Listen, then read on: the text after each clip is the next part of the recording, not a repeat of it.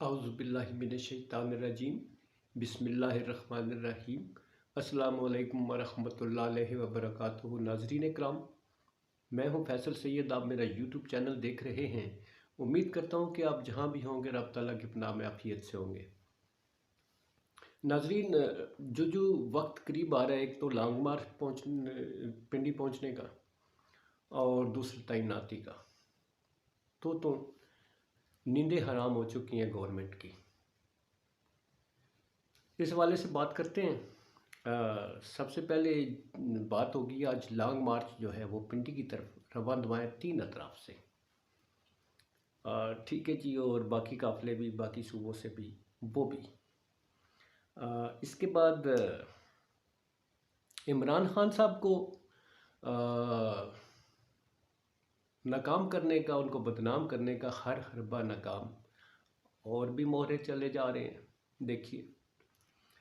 और इसमें जो मईशत है उसकी बड़ी ख़तरनाक सूरत हाल है जी, आप उस पर भी बात करेंगे, बहुत अलार्मिंग है। पहले जी लॉन्ग मार्च जो है वो अब दीना की तरफ रवां दवा है। आपको पता है दीना और पिंडी का डिस्टेंस कोई लंबा नहीं है, मगर खान साहब जो है उसकी स्पीड को जो है उन्होंने वो रखा हुआ है इस तरह के। अब वो ऐलान करेंगे कि किस दिन, एक्सपेक्टेड है शायद संडे को खान साहब जो है वो ऐलान करेंगे, या सैटरडे को मे बी, कि वो कब पहुंचेगा और ख़ान साहब ने पिंडी कब पहुंचना है। फिर यहाँ से आगे इस्लामाबाद की तरफ वो फिर रवां होंगे। फिर जी असद उमर साहब जो है वो खुशाब पहुंच चुके हैं। बहुत बड़ा काफ़िला जो है एक सूबा सरहद से भी आ रहा है।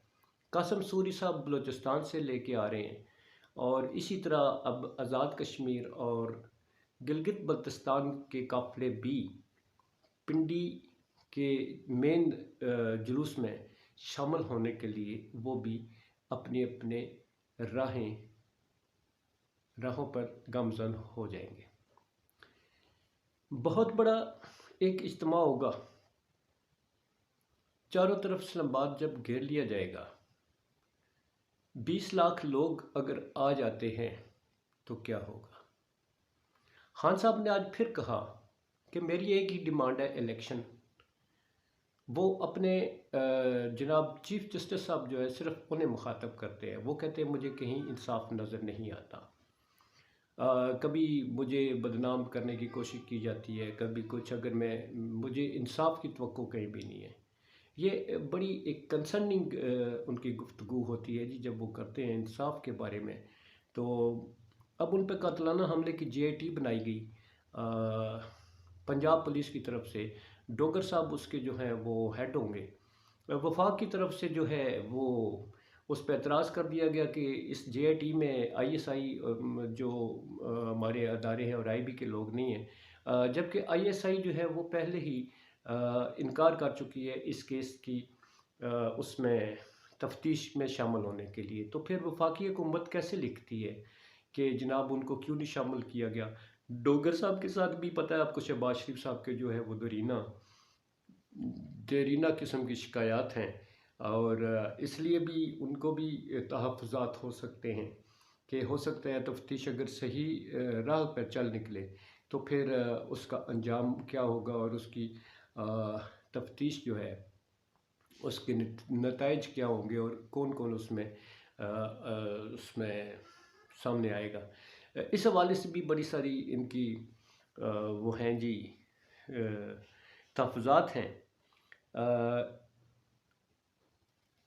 लॉन्ग मार्च रोकने के लिए सुप्रीम कोर्ट का दरवाज़ा खटकाया गया था हुकूमत की तरफ से, मगर सुप्रीम कोर्ट ने इन्हें कहा है कि ये एक जमहूरी हक़ है। अगरचे इसकी लिमिटेशंस होती हैं लॉन्ग मार्च की, मगर इसमें किसी का ये जमहूरी हक़ जो है उसे छीना नहीं जा सकता। अगर ज़रूरत पड़ी, हालात अगर ऐसे हो जाते हैं तो फिर हम अपना फ़ैसला देंगे। जबकि एग्जेक्टिव के पास अथॉरिटीज़ हैं, वो उसके मुताबिक जो है वो लॉन्ग मार्च को कंट्रोल करने के लिए वो अपने जो है वसाइल वो बरूए कार लें। सुप्रीम कोर्ट का बार बार जो है इसमें मुलव्वस करना जो है वो ठीक नहीं। अगर हम ऐसा कोई फ़ैसला दे देते हैं तो वो भी उस पे भी फिर उंगलियां उठने लगती हैं। कबल अज़ वक्त होगा कि अगर हम लॉन्ग मार्च को रोकने के लिए अपनी कोई जजमेंट दे। इस हवाले से उन्होंने पीटीआई के लिए तो ग्रीन सिग्नल है कि वो अपनी हदूद में रहते हुए और जहाँ मखसूस जगह है वहाँ पर अपना एहतजाज रिकॉर्ड कर सकते हैं। वो मखसूस जगह कौन सी होगी जनाब, ये अभी तयन किया जाएगा। मगर ये तय है कि बहुत बड़ा इज्तिमा जब होगा वो अगर इस्लामाबाद में कहीं उसकी जगह तो नहीं होगी, वो कोई परेड ग्राउंड नहीं होगा, वो किसी ये तो 20 लाख का मजमा है, ये तो पूरे इस्लामाबाद में फैला हुआ है। ये 10 लाख भी आ जाए तो वो भी बहुत बड़ा इज्तिमा होता है। दूसरा जी बड़ी इंटरेस्टिंग है, इस्लामाबाद हाई कोर्ट में मौलाना फजलुर रहमान साहब तशरीफ़ लेके गए थे। मौलाना फजलुर रहमान साहब जो हैं कल तो तड़ियाँ लगा रहे थे, फिर साथ ही वो उधर गए और ज़ाती हैसियत में गए। तो इस्लामाबाद के जो चीफ़ जस्टिस हैं उन्होंने उसे इस्तफसार किया कि आप ज़ाती हैसियत में क्यों आए जबकि आप तो हुकूमत में शामिल हैं। तो उन्होंने कहा जनाब मैं अवाम की जो है, मतलब उन्हें दर्द था अवाम का ना, बहुत ज़्यादा दर्द था। जैसा कि महंगाई का लॉन्ग मार्च लेके आए थे, वो भी अवाम के दर्द के साथ आए थे। फिर महंगाई का यहाँ धरना दिया था, फिर हुकूमत में शामिल हो गए। अवाम का दर्द उनमें बहुत जो है ना वो उछलता है। तो वहाँ से भी उन्हें रिफ्यूज़ कर दिया गया कि अभी कबल अज़ वक्त है। एक आप भी तो लॉन्ग मार्च और भी तो मौलाना साहब लॉन्ग मार्च होते रहे यहाँ पे। आप महंगाई ख़त्म करवाने आए थे, तो अब क्या बात है, परेशानी किस बात की है? आप तो कहते हैं ये लॉन्ग मार्च नहीं फरलॉन्ग मार्च है।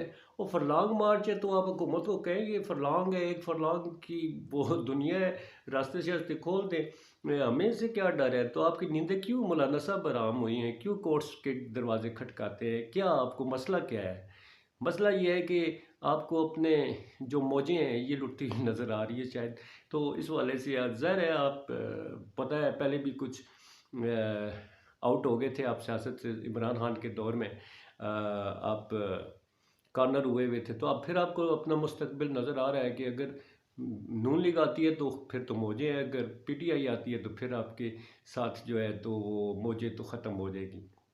इसलिए हर किसी को अपनी अपनी जी, हर किसी को अपनी अपनी वो लगी हुई है कि जनाब हमें हमारी मौजों का क्या होगा। तो इस वक्त लॉन्ग मार्च से जैसा कि खान साहब फरमाते हैं कि इलेक्शन इन इस हुकूमत की बेहतरी इसी में इलेक्शन करवा दें, इलेक्शन का ऐलान करवा दें। इस हवाले से बात करते हैं कि इलेक्शन के सिलसिले में क्या होता है, क्या चलता है। शहबाज शरीफ साहब करंतना में और उनको आगे किया हुआ है इलेक्शन नहीं करवाने। जरदारी साहब डेरे जो है वो इस्लामाबाद में लगा चुके हैं। उस हवाले से बात करते हैं।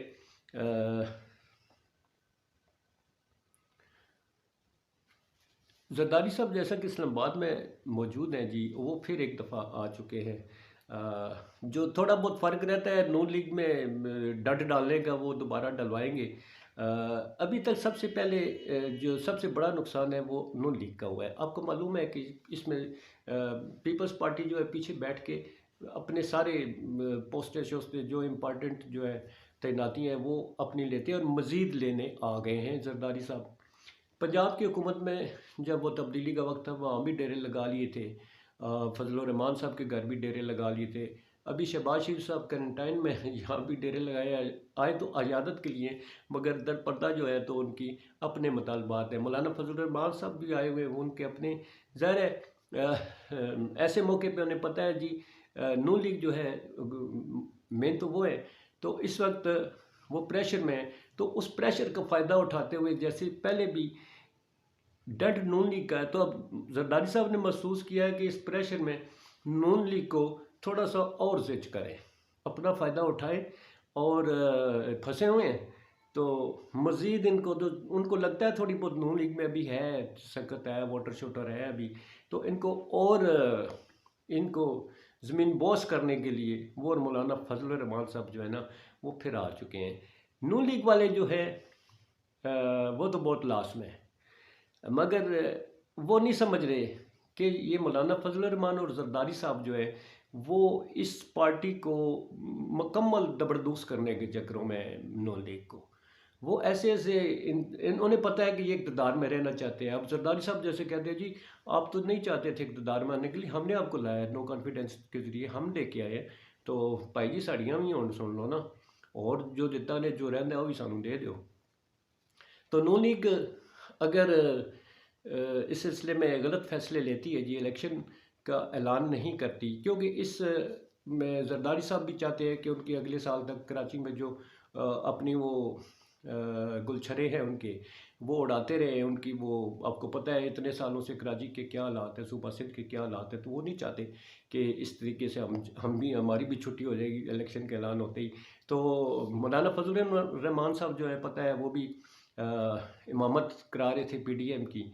तो सबसे ज़्यादा नुकसान मैं हमेशा कहता हूँ नून लीग को, अभी मज़ीद करेंगे ये दोनों मिल के। तो नून लीग वालों को चाहिए कि इन दोनों से बच के रहे, जो रईसी कसर है ये निकाल देंगे आपकी इलेक्शनों से पहले पहले। तो इनसे बस इतना ही मैं पहले भी कहता रहूँ कि इन्होंने बहुत नुकसान पहुँचाया नून लीग का, और नुकसान उठाने वाली जो है नून लीग है, बाकी कोई नहीं। बाकी ये फजलुर रहमान और पीपल्स पार्टी के अलावा किसी को नाम भी याद नहीं और कितने लोग हैं मौजे कर रहे हैं। बिल शिल होता है तो बस आ जाते हैं, पास करवा देते हैं, ज़ाहिर है उन्हें पता है हमारी मौज लगी हुई है। लास्ट में जो इलेक्शन, जनरल इलेक्शन में सबसे ज़्यादा नुकसान उठाएगी नून लीग, जो थोड़ी बहुत है कसर उनकी पब्लिक में है, नून लीग के अभी भी वोटर हैं, मगर वो जरदारी साहब को महसूस हो रहा है, और वो उनको भी ख़त्म करने के लिए वो तशरीफ़ ले आए इस्लामाबाद में। तो इस हवाले से जनाब अगले ही उस तरफ चलते हैं कि तैनाती के हवाले से आर्मी एक्ट में ख्वाजा आसिफ साहब ने वो फरमाया कि वो कुछ तरमीम की जाए, बड़ी नहीं की जा रही, कुछ छोटी मोटी करेंगे वो, जैसा कि उन्होंने कहा सुप्रीम कोर्ट की अहकामात की रोशनी में हम तरमीम करेंगे। मगर मैं कल सेठी साहब, नजम सेठी साहब, पता है वो बड़ी अंदर की खबरें रखते हैं, उनकी चिड़िया जो है वो उड़ के हर जगह चली जाती है। तो वो कल फरमा रहे थे कि ये आर्मी एक्ट जो है ये अपने स्टाइल में जैसे वो बात करते हैं, वो इसलिए किया है कि इसमें होगा कुछ नहीं, आर्मी एक्ट वगैरह कोई नहीं होगा, जो नवाज शरीफ सब चाहते हैं, जिसका वो अंदिया दे चुके हैं वही होगा। अब आर्मी एक्ट वो बजकोल उनके उनके लुबे लबाब ये था कि ये उस तरफ दूसरी तरफ जो है ना, ऐसे ही एक वो नहीं कहते बस लगाया हुआ है पीछे जी, करे तरमीम करे, इसमें हम ये कर देंगे वो कर देंगे, रिटेंशन वगैरह का मसला है हम कर लेंगे ये करेंगे, मगर इन्होंने करना कुछ नहीं। जो उनकी गुफ्तगू है उन्होंने फरमाया, सीधा सीधा फरमाया है कि नहीं करना सरना कुछ नहीं, बस ऐसे ही उनको कह दिया हाँ जी करते हैं, इतने में रिटायरमेंट का वक्त आएगा, इतने में इन्होंने तैनाती कर देनी है, दिस एंड दैट, इस तरह का उनका जो चिड़िया की रोशनी में वो बोल रहे थे। तो अब इस सिलसिले में शहबाज शरीफ साहब का बड़ा अहम रोल है, ज़ाहिर है पावर्स उनकी हैं। तो जरदारी साहब जो है और फजलुर रहमान साहब वो अपनी डिमांड है उनकी, और शहबाज शरीफ नून लीग जो है वो उनकी। मैंने कल भी बताया कि शहबाज शरीफ साहब को आगे कर दिया गया। अब शहबाज शरीफ बड़ी मुश्किल में फंसे हुए हैं। रात को कोई इजलास बुलाना था उन्होंने, हालांकि क्वारंटाइन में है वो, कोरोना में मुब्तला है, कोई इजलास बुलाया था मगर वो उन्होंने बाद में इजलास किए बगैर ही मुलतवी कर दिया। कभी ना का इजलास था, कोई अर्जेंसी में उन्होंने बुलाया था मगर साथ ही मुलतवी भी कर दिया। अब इसमें जो शहबाज शरीफ साहब में फंसे हुए हैं, आने वाले जो हालात हैं उसमें अगर ये प्रेशर बढ़ता है खान साहब का, तो नवाज शरीफ साहब जो वो भी सोचते हैं, आर्मी के साथ उनके अपने टर्म्स जो हैं वो पुरानी अंडरस्टैंडिंग है, वो उसको भी सोचते हैं, और जो बाहर से इम्पोज किया जाए वो पूरी फैमिली, इनके भाई जो है बड़े भाई साहब वो लेके बाहर बैठे हुए, शहबाज शरीफ यहाँ पर है। अब उनको तोप के आगे खड़ा किया हुआ है, तो अब उनको खड़ा तो किया हुआ है, तो अब तोप के दाने पे जाने के लिए जो है तो वो तैयार नहीं है। वो सोचो में वो गरीब ऐसे ही उनको फंसा दिया है। अब वो और तरह से सोचते हैं। इस सिलसिले में शहबाज शरीफ, नवाज शरीफ, आसिफ जरदारी और मौलाना फजल रहमान, इनकी अपनी अपनी जो है ना वो डिमांड्स हैं। अब शहबाज शरीफ साहब क्या चाहते हैं कि आर्मी चीफ के बारे में क्या फ़ैसला करना चाहिए उनकी, हो सकता है नवाज शरीफ साहब से इख्तलाफ हो। अब इधर से दो और आगे जरदारी साहब और मौलाना फजल रहमान साहब, तो वो क्या कहते हैं इस सिलसिले में, उनके लिए काफ़ी परेशानी बनी हुई थी, इसलिए वो अभी फ़िलहाल करंतना में, तो हर चीज़ ही करंतना में चली गई है। इसके बाद बात करते हैं जी इसकी मईशत की बड़ी लर्जा खेज़ किस्म की जो है ना वो इस वक्त पोजीशन है। मैंने बताया था 64% जो है ना इसकी डिफ़ॉल्ट के चांसेस थे, मगर अब जो डिफ़ॉल्ट रेटिंग रिस्क रेटिंग जो है उसके मुताबिक जो है वो कल कुछ थी और आज लेटेस्ट जो है वो 80% पे पहुंच गई। 20% हमारे चांस रह गए। उसकी वजह यह है कि पाकिस्तानियों ने पैसे भेजने बंद किए हैं, ट्रेड हमारी बंद हुई है, बाहर से हमें पैसे नहीं मिल रहे।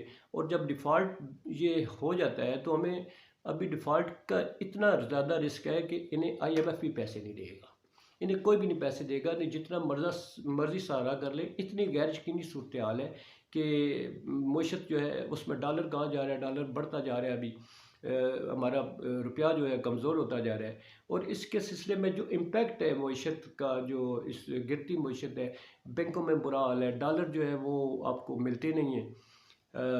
इसके अलावा ट्रेड जो है, फिर सरमायाकारी नहीं कर रहे। इतने अनसर्टन सिचुएशन है कि सरमायाकारी जो है वो भी हमारी बॉटम पे चली गई है। जो PTI ने थोड़ी सी उठाई थी वो भी अब बॉटम में चली गई है। मतलब ना होने के पर 1-2% क्या है, पाकिस्तानी बाहर से जो पैसे भेजते थे वो भी 11% पे आ गए। 11% जो है उन्होंने भेजने बंद कर दिए, कमी आ गई है। इसके बाद हमें कर्जे शर्जे मिल कोई नहीं रहे, तो ये क्या करेंगे? ट्रेड हमारी कोई नहीं है, तजारत क्या है, सरमायाकार जो है पैसे उनका भी कोई नहीं है, सरमायाकारी नहीं कर रहे। जो हमारे आमदन के ज़राए में है कोई नहीं, किस्त देनी है बहुत बड़ी। अब इतनी 34 अरब डॉलर की किस्त देनी है, तो इन्होंने ले दे के अंदर से जो इकट्ठा छठा करना है, इन्होंने 16-17 अरब डॉलर होगा, तो बाकी डॉलर कहाँ से लाएंगे? ये किधर से लाएंगे? तो जब पैसे नहीं दे सकेंगे तो मुल्क डिफ़ॉल्ट हो जाएगा, डिफ़ॉल्ट हो जाएगा। ये आने वाले दिनों में हमारे जो गुर्बत का जो शरह है ये कितनी बढ़ने वाली है, ये भी आप देखिएगा कि इसमें किस कदर जो है वो पक्ष मतलब है। अल्लाह माफ़ करे, महंगाई का वो दौर आने वाला है कि अल्लाह माफ़ करे, उससे बचाए रब ताला। गरीब मारा जाएगा, सफ़ेद पोश मारा जाएगा, जो दूसरे ज़राए से कमाने वाले हैं उनकी मौजें लगी रहती हैं। बड़े बड़े लोग जो है उनको कोई फ़र्क नहीं पड़ता। मतवसत से छोटे लोग जो है वो मारे जाते हैं। अल्लाह ताला माफ़ करे जी, अल्लाह ताला बुरे हालात से बचाए, पाकिस्तान की मईशत को अल्लाह ताला बचाए। बस ये दुआ कीजिए कि रब ताला बुरे वक्त से पाकिस्तान को बचाए और जल्द ऐसा हुक्मरान है। देखें जी, इलेक्शन करवा दे, नून लीग जीत के आती है, पीपल्स पार्टी जीत के आती है, या हमारी तहरीक इंसाफ जो है जिसको सबसे ज़्यादा लोग मानते हैं, हो सकता है इससे ज़्यादा नून लीग को चाहती हो या उससे ज़्यादा पीपल्स पार्टी को चाहती है। इलेक्शन में फ़ैसला करवा लें, जिसके साथ लोग हैं, जिसके साथ अवाम की ताकत है, उसको इक़्तिदार दे दिया जाए और मुल्क को जो है वो डिफ़ॉल्ट होने से बचा दे, तबाही से बचा ले। अहम तैनाती जो है वो होती रहेगी, वो उसका कोई मसला नहीं है, मुल्क को बचा ले। तो इसके साथ ही मैं इजाज़त चाहूँगा जी। इसके बाद फिर अगर अभी आ रही हैं बहुत सारी ख़बरें, अगर आती हैं तो फिर मैं आपके साथ ताज़ा तरीन सूरत हाल जो है शेयर करेंगे और एनालिसिस करेंगे। उम्मीद करता हूँ कि आपको हमारी जो है तज्ज़िया जो है ये पसंद आता है। अगर पसंद आता है तो फ़ीडबैक दे दीजिए और इसका क्लिक कर दीजिए करिए हमारे सब्सक्राइब के बटन पे और बेल आइकन पे भी।